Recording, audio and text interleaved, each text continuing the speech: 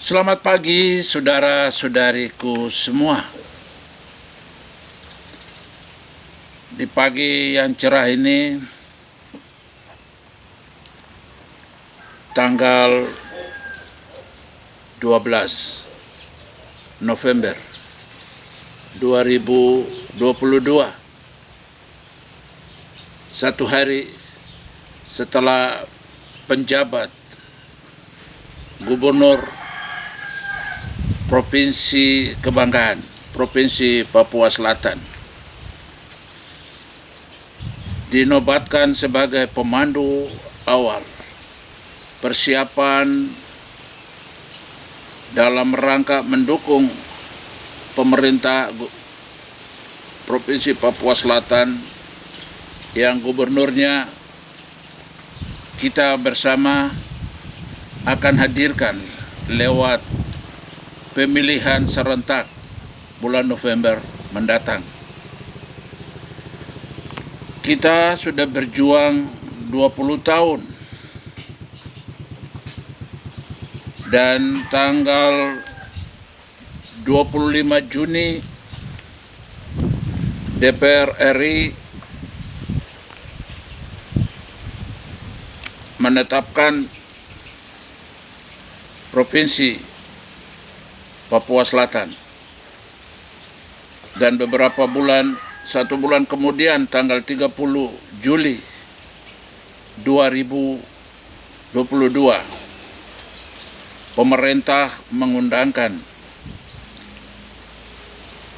pengesahan provinsi baru di Provinsi Papua Selatan dengan Undang-Undang Nomor 12 tahun 2022 tentang pembentukan Provinsi Papua Selatan.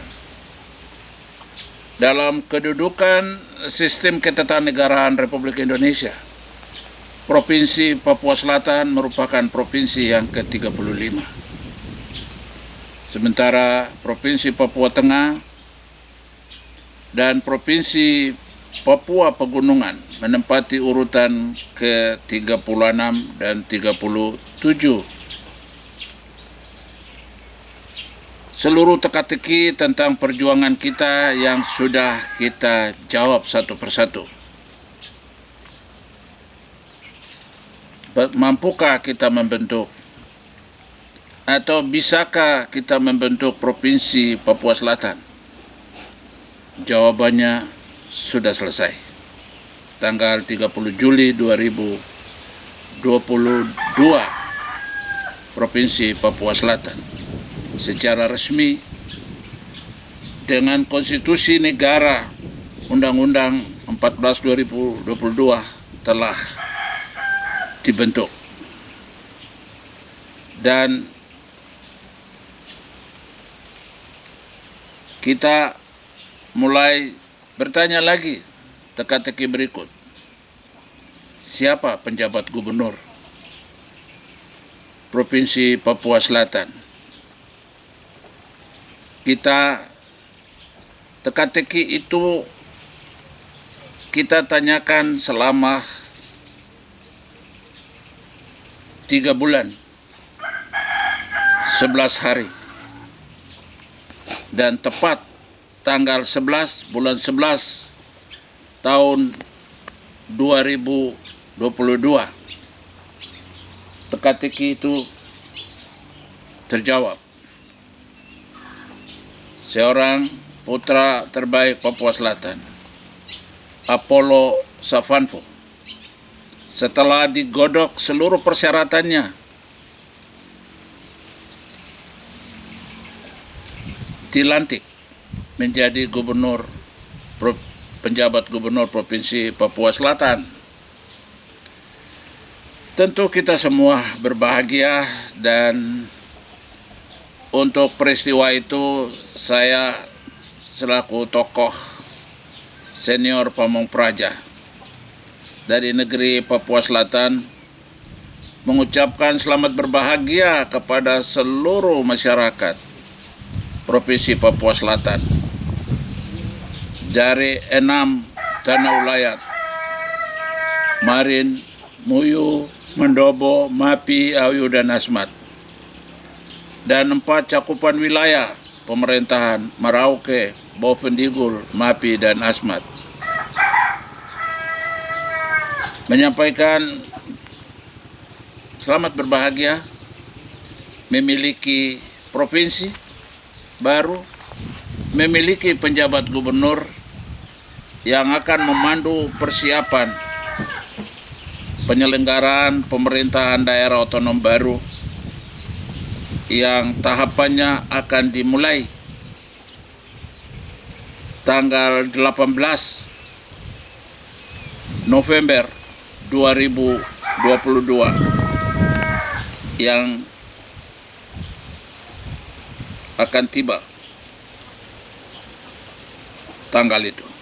Kita semua bersatu padu dari 8 stakeholder, penghuni tanah Papua Selatan, penghuni Provinsi Papua Selatan, bersama-sama menjemput kedatangan penjabat gubernur itu di Bandara Mopa Merauke.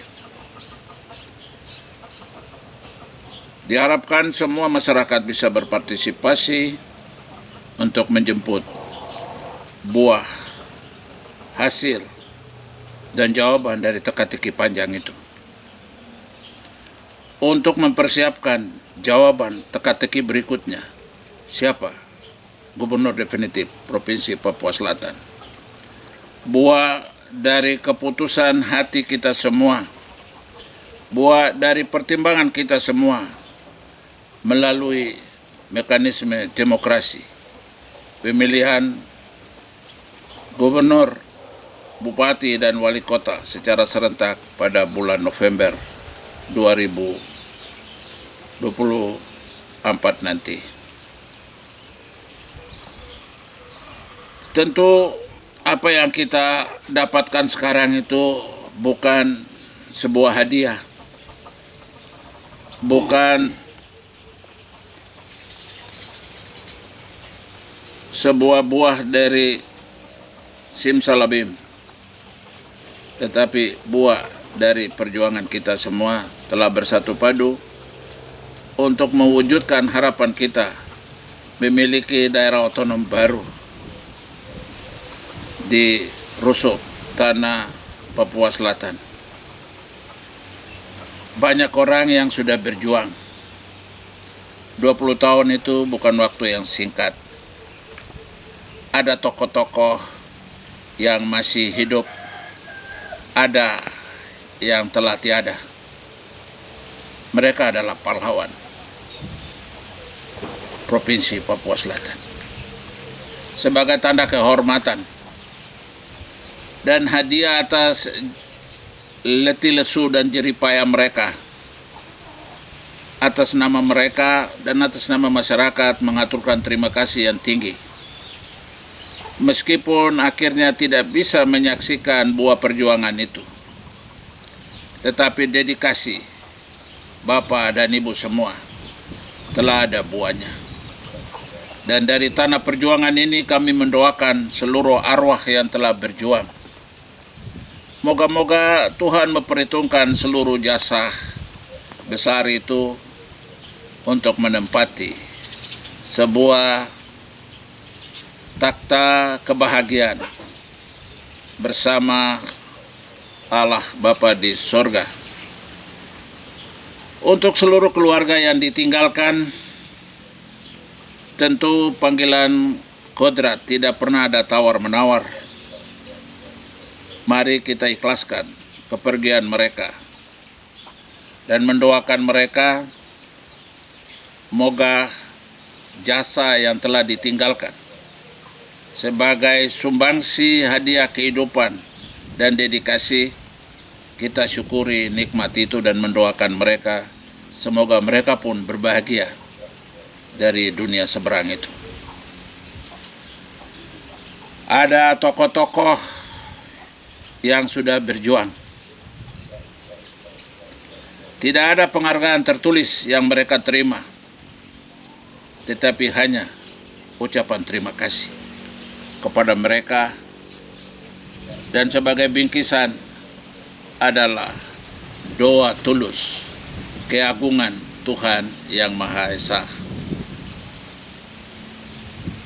Moga-moga mereka yang ikut berjuang, putra-putrinya juga mendapat perhitungan catatan untuk mereka boleh hadir menikmati buah dari ayah ibunya.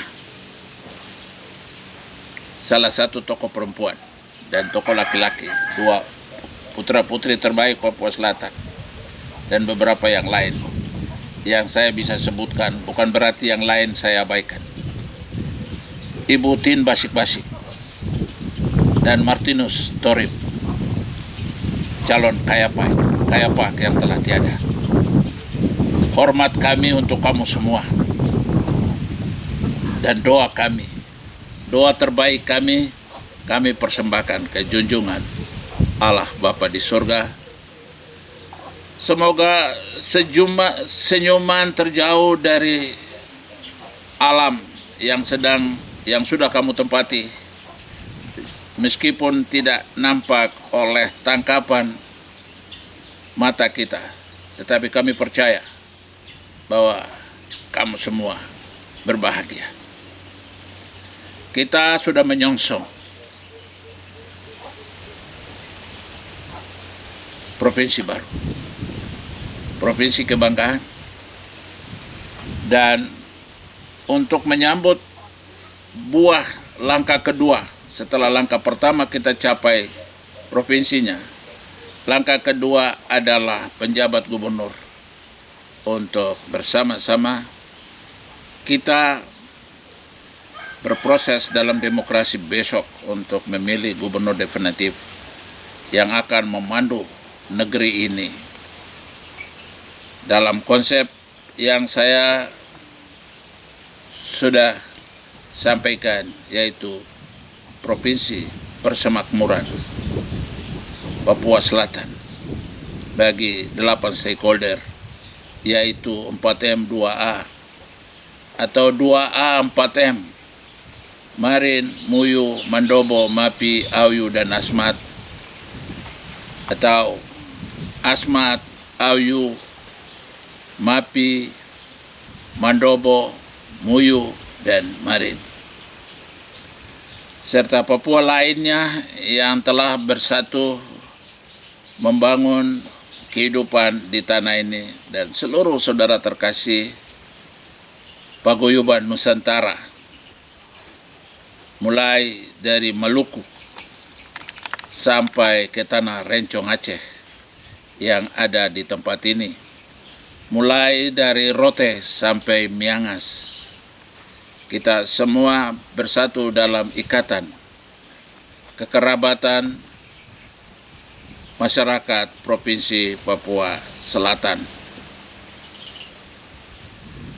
Mari kita bersatu padu untuk menyongsong penjabat gubernur itu, dan kita sama-sama menuangkan berbagai konsep pandangan untuk mendukung beliau di dalam menjalankan persiapan pemerintahan awal, supaya landasan konstruksi pemerintahan kita itu terbangun dengan baik, dan itu menjadi perjalanan definitif kita. Meskipun nanti dalam perjalanan selanjutnya ada tambahan-tambahan konsep sesuai dengan dinamika waktu dan tuntutan yang berkembang. Oleh karena itu, semua harus memberikan pandangan, dukungan yang sedang digarap di kantor Sekretariat Bersejarah, Sekretariat Bersama Provinsi Papua Selatan, yang juga usianya sudah berusia 20 tahun lebih. Dan disitulah seluruh elemen unsur masyarakat memulai perjuangan itu sampai menghasilkan buah, dan kita aktif kembali lagi untuk menghidupkan Sekretariat Bersejarah dan itu akan menjadi tempat bersejarah bagi kita selain tempat-tempat bersejarah lainnya. Itu yang saya datang menyapa kamu semua di pagi hari yang sangat cerah ini. Kita menerima berkat hari yang begitu cerah. Dan ungkapan ini kami sampaikan dalam suasana matahari yang bersinar jernih di langit Papua Selatan yang jernih. Moga-moga ini menjadi petanda atau isyarat alam bagi kita bahwa niat tulus yang jernih kita akan menjadi penerang perjalanan Provinsi Papua Selatan. Segala hal yang sudah kita tempuh itu kita jadikan sebagai tonggak sejarah kita. Kita sambut caretaker kita dan kita susun bersama hal-hal mendasar yang akan membuat kita memiliki satu kerangka perjalanan Papua Selatan dan masyarakatnya untuk meraih banyak perubahan dan perkembangan dan kemajuan. Prinsip yang kita jalankan di provinsi baru ini adalah maju, bertumbuh dan berkembang bersama secara seimbang dan setara di provinsi kebanggaan, provinsi persemakmuran Papua Selatan. Ini adalah buah dari kita semua. Ini bukan hadiah, bukan kebaikan hati siapapun, tapi jerih lelah dari harapan kita yang kita sudah wujudkan. Perjalanan kita masih panjang, oleh karena itu kita harus bersatu padu bersama-sama merumuskan konsep. Tentu kita butuhkan pemimpin yang bisa memandu perjalanan masyarakat di tanah terberkati, tanah Papua Selatan, yang memiliki anugerah kelimpahan sumber daya alam yang sangat luar biasa. Moga-moga dengan tata kelola yang baik, kita akan mempersembahkan sebuah buah dedikasi dari pengaturan yang baik melalui tata kelola yang baik dan pemimpin-pemimpin yang tahu akan tanggung jawabnya. Moga-moga berkat Tuhan yang sudah kita terima itu akan menjadi buah nyata di dalam perjalanan pemerintahan kita di masa yang akan datang. Dan kita tunggu bahwa melalui penjabat gubernuran Papua Selatan ini kita akan menata organisasi pemerintahan daerah dan kita akan berbicara dengan berkoordinasi supaya kursi strategis di provinsi ini akan diduduki oleh anak-anak pewaris negeri Papua Selatan dan seluruh saudara yang telah setia bersama-sama hidup berbaur di tanah ini, sehingga tidak sepenuhnya menjadi provinsi yang kemudian pertanyaan provinsi Papua Selatan untuk siapa. Itu menjadi pertanyaan yang tidak terjawab. Ada 2 tahap dari jawaban itu sudah kita wujudkan.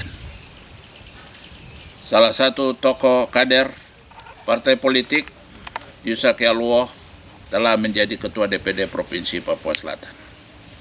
Dan yang kedua, penjabat gubernur Apollo Sapanpo, anak Papua Selatan, juga diberi kepercayaan. Moga-moga di tahap berikutnya, di kedudukan SKPD dan juga organisasi politik dan juga organisasi sosial masyarakat yang lainnya, dapat dipimpin oleh anak-anak pewaris negeri ini untuk bekerja bersama-sama dengan seluruh komponen masyarakat Bhinneka di Nusantara ini. Ini yang bisa saya sampaikan kepada kamu semua. Orang-orang hebat yang telah berjuang dengan keterbatasan untuk menghasilkan daerah otonom baru. Yang dengan kerja keras kita akan membuat provinsi terhebat. Sebuah daerah otonom baru yang terhebat dengan konsep-konsep besar kita yang mengelola seluruh kelimpahan anugerah Tuhan yang ada di tanah Papua Selatan, baik di darat, laut, dan juga di perut bumi Papua Selatan. Ini yang bisa kami sapa di hari pertama penjabat gubernur kita dilantik. Dan mari kita buat persiapan yang baik untuk menyambutnya. Tidak ada bayaran, tidak ada ongkos apapun. Mari kita berpartisipasi untuk menyambut kedatangan calon, menjemput kedatangan keteker kita atau penjabat gubernur kita yang akan mengajak kita bersama-sama urung rembuk untuk menyusun langkah-langkah kemajuan kita melalui konsep-konsep yang fundamental. Ya, kita sekarang semua berbahagia. Semua yang ada itu tentu akan menghadirkan dampak positif dan negatif. Ya. Bagi masyarakat, penerima anugerah Tuhan berupa tanah dan segala isinya. Dan juga aturan yang memandu kita sejak awal, yaitu adat dan budaya kita. Ini menjadi juga dasar identitas kita. Sebagaimana dikatakan di pasal 28E ayat 3, identitas budaya dan hak masyarakat tradisional dihormati selaras dengan perkembangan zaman dan peradaban. Dan filosofi yang mengatakan bahwa budaya menunjukkan bangsa. Dan inilah yang menjadi dasar pegangan. Ketika Tuhan dalam firman-Nya juga sudah menegaskan bahwa aku akan menanam mereka di tanah mereka dan mereka tidak akan dicabut lagi dari tanah yang telah kuberikan kepada mereka. Ini firman final yang tidak akan diamandemen oleh suatu kekuatan kuasa apapun. Dan inilah yang harus menjadi pegangan bagi kita semua. Seluruh masyarakat adat dari 6 suku besar yang memiliki aset tanah yang sangat luas. Moga-moga ini tidak menjadi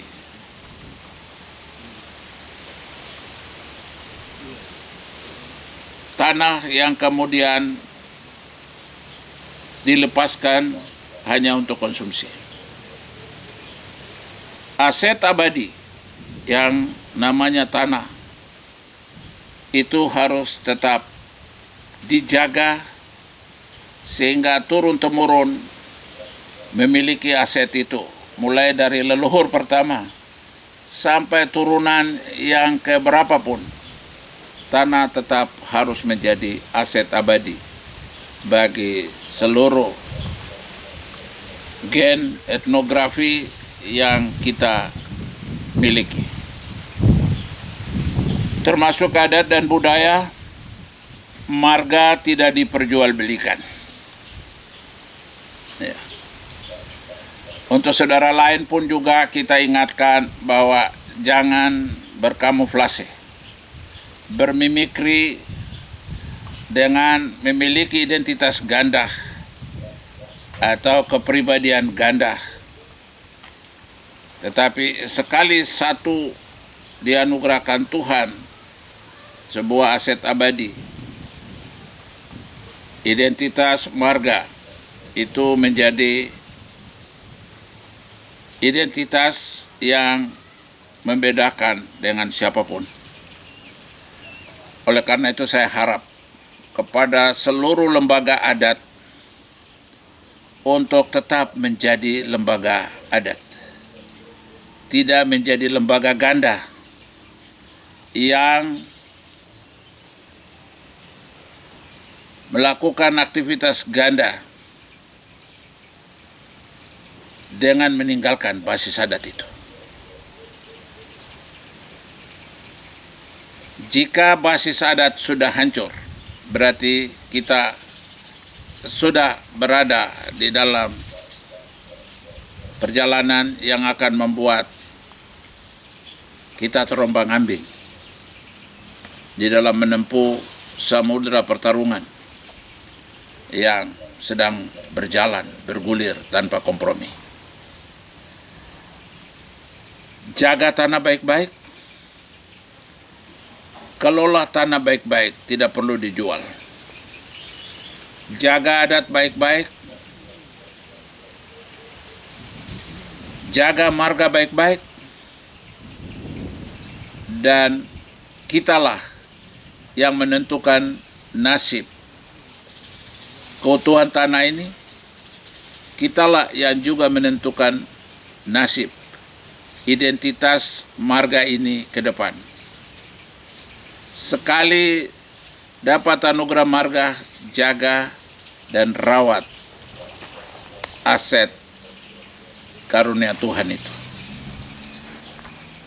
Sekali kita miliki tanah, sekali kita lepas tanah, kalau sudah pergi tidak ada lagi tanah baru yang akan kembali untuk mengganti tanah yang sudah hilang. Itu catatan saya di ujung euforia kebahagiaan kita dengan provinsi dan juga penjabat gubernur. Tetapi catatan dampak yang akan terjadi dalam skala yang besar, apalagi penentuan titik nol ibu kota ini juga tanah akan diserbu habis-habisan, dan tinggal bagaimana kontrol dari lembaga adat dan pemilik-pemilik wilayah untuk tidak dengan mudah melepaskan tanah itu. Ini catatan akhir, semoga Tuhan berbahagia bahwa apa yang dikasih kepada leluhur kita dan leluhur kita juga berbahagia bahwa kita tidak menggadaikan tanah, kita tidak melepaskan tanah hanya untuk hal yang sia-sia. Terima kasih. Apa yang saya sampaikan, kalau tidak berkenan, itu adalah himbauan selaku tokoh bagi saya.